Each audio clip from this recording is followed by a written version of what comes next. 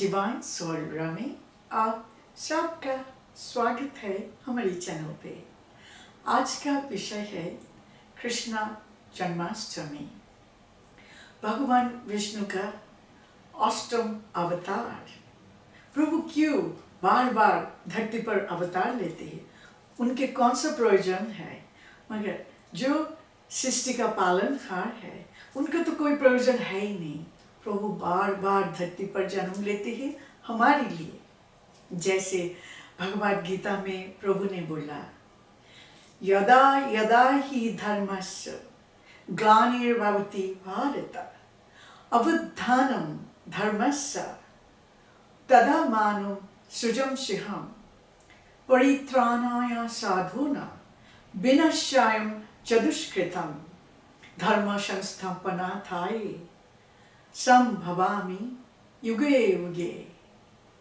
Means जब भी धरती पर धर्म का ग्लानि होते हैं, ऋषि मुनि का अनादर होते हैं, भ्रष्टाचार बढ़ जाती है, प्रभु बार बार धरती पर आके सब कुछ पुनर्स्थापना करते हैं। इस बार जब प्रभु ने अष्टम अवतार लिया, उसके पीछे हजारों कारण था, एक नहीं। पहले प्रभु को माँ की ममता महसूस करने का बहुत इच्छा थी, तो उन्होंने क्या किया, दो माँ को वरदान दे दिया था। पहले माता देवकी को 3 वरदान दिया, वो 3 जन्म तक इनके माँ बनेगी देवकी। दूसरा, जब माता यशोदा इतने तप किया, यशोदा, तब प्रभु ने उनके तप में इतने खुश होके उनको भी माँ बनने का, उनके नारायण के माँ बनने का वरदान दिया। मगर आप सब लोगों को पता है उनको 2 माँ थी, मगर 2 माँ के पेट से तो जन्म नहीं ले सकते। इसके कारण माता देवकी से उन्होंने जन्म लिया और माता यशोदा से उनके पालन पोषण हुआ। माता देवकी जब प्रभु को जेल में जन्म दिया, तब उनको इनके पिता माता यशोदा के पास वासुदेव रख के आया और माता यशोदा ने इनको प्रभु की पालन पोषण किया 12-14 साल तक।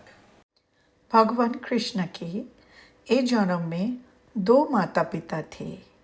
जन्म देने वाले माता पिता देवकी और वासुदेव, पालन करने वाला माता पिता माता यशोदा और नंद बाबा। भगवान कृष्ण 2 माँ से समाज को ये मैसेज दिया, जो माँ जन्म देती है वो भी माँ है, और जो पालन पोषण करते हैं वो भी इक्वल इम्पोर्टेंट माँ है। जैसे अनाथ बच्चा जो अनाथ आलय से बड़ा होते हैं और अनाथ आश्रम से गोद में लेते हैं, वो बच्चे को जो पाल बारिश करके बड़ा करते, वही असली माता पिता हो जाते हैं। तो प्रभु समाज को यही संदेश दिया, जन्म देने वाला और पालन पोषण करने वाला माँ एक ही समान होते हैं, उसमें कोई फर्क नहीं होते। प्रभु को क्यों जेल में जन्म हुआ?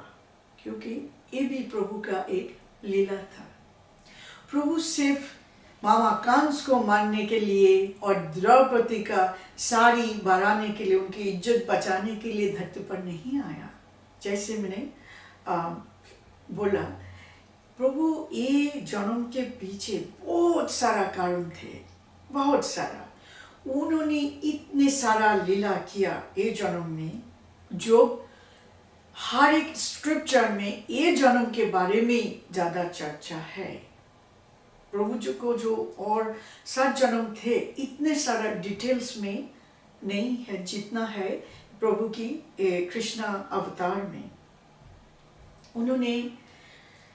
प्रभु ने मामा कंस को मारने के सिवा भी बहुत कुछ किया। गोकुल में हुआ, बाद में वृंदावन में आए। जब उन्होंने 12-14 साल की थी तब मथुरा में आया, उसके बाद उन्होंने गुरुकुल में गए। प्रभु वृंदावन में मानव अवतार में इतने सारे लीला किया, आत्मा होने के बावजूद भी सारे नटखटपन किया, जैसे खेलना कूदना, मक्खन चुराना, गोपियों को छेड़ना, मटकी तोड़ना, माँ को सताना, नाचना गाना, सब कुछ किया। एक आम इंसान के तरह गुरुकुल में गया, शिक्षा लिया। वो एक परमात्मा है, उनके लिए शिक्षा का कौन सा जरूरत है? जो सारे यूनिवर्स उनके एनर्जी से चलती है। मगर वो हमारे लिए एक उदाहरण छोड़ के रखा, उदाहरण दिया, सो हम मानो उनके मार्ग पे चले और उनको फॉलो करें। देखिए, प्रभु हर एक लीला रचाया, इसके कारण बहुत सारे लोग उनको सीरियसली नहीं लेते। वो तो एक नॉर्मल मानव था। मैं बहुत सारे लोगों को सुनती हूँ, इवन हिंदू लोग बोलते हैं, मगर यही तो प्रभु का लीला थे।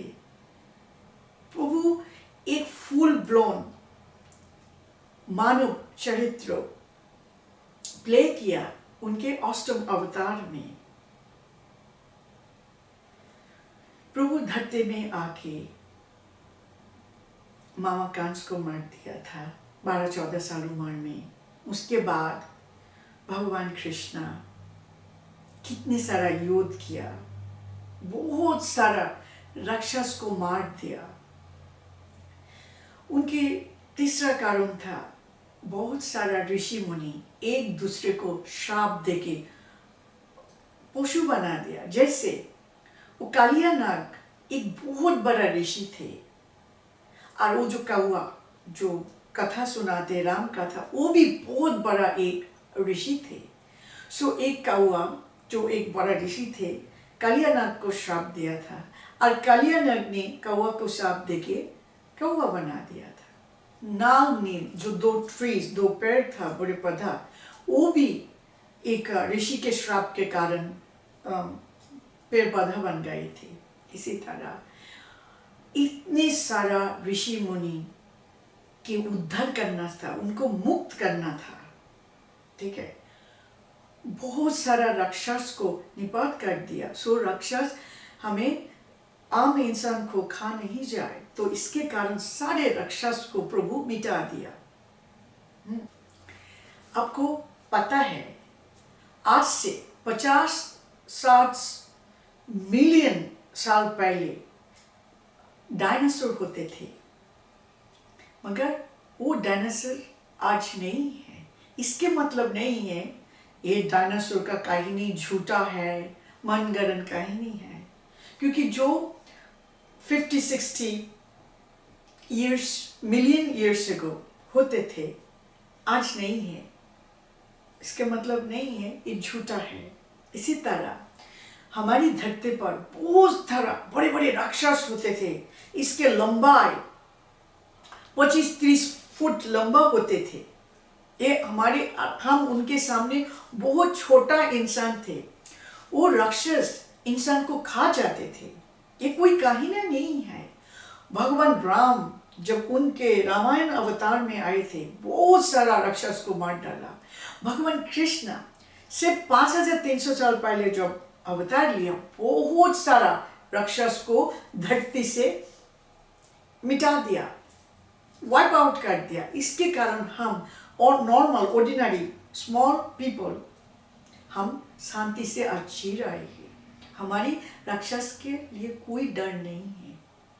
राक्षस ऋषि मुनि को बहुत तकलीफ देते थे, वन में खा जाते थे। जो तप करने के लिए बढ़ते थे वो लोगों को खा जाते थे। हवन कुंड में खून हड्डियां डाल देते थे, अपवित्र कर देते थे। तो प्रभु आके ये ऋषि मुनि का उद्धार किया, तो उनको रक्षा किया। ऋषि मुनि का जो भ्रष्टाचार होते थे समाज में, वो भ्रष्टाचार को मिटा दिया हमेशा के लिए। प्रभु दुनिया में ये उदाहरण रखा, दुर्योधन को साजा दिया, क्योंकि वो 13 साल जब पांडव को सारी संपत्ति हड़प करके 13 साल भोग किया, उसके बाद महायुद्ध हुआ महाभारत की, और उसमें प्रभु धर्म सत्य को विजय दिया। वो पांडव था, और जो अधर्मी था, पापी था, दुर्योधन और उनके सारे वंश को प्रभु मिटा दिया। एक इंसान को भी जीवित नहीं रखा, क्योंकि भ्रष्टाचार फिर कभी नहीं आए। तो यहाँ से प्रभु सारे अधर्मी को मिटा दिया था। तो आप देख सकते हैं ये प्रभु का अवतार में प्रभु दूसरा एक बहुत बड़ा मानव जात पर उपकार किया। भगवद गीता जैसे पवित्र ग्रंथ का उत्पत्ति किया। प्रभु का खुद के वाणी वो था भगवद गीता, जो अर्जुन को प्रभु समझा रही थी। मानव जिंदगी के बारे में, आत्मा के बारे में सब कुछ प्रभु का पवित्र वाणी था, और वही भगवद गीता के रूप में मानव के मार्गदर्शन के लिए प्रभु दे दिया। सारे विश्व के लिए ये गीता एक मार्गदर्शक है। बहुत सारे लोग मुझे मेरे साथ तर्क करते कैसे मार्गदर्शक है, हर एक क्वेश्चन का आंसर भगवद गीता में नहीं है। मैं बोलती हूँ अच्छे से पढ़ के देखो, दिल से पढ़ के देखो। पढ़ने के लिए मत पढ़ो, रिस्पेक्ट के साथ पढ़ो, विश्वास के साथ पढ़ो। हर एक समस्या का समाधान आपको मिल जाएगी भगवद गीता से। आप देख सकते हैं इतने कुछ प्रभु ने किया लास्ट उनके अष्टम अवतार में 5300 साल पहले। प्रभु ना आते हम जो 5300 साल शांति में है विश्व में, ये कभी हो नहीं पाते। आप कलयुग चल रही है, बहुत सारा अधर्म हो रहा है।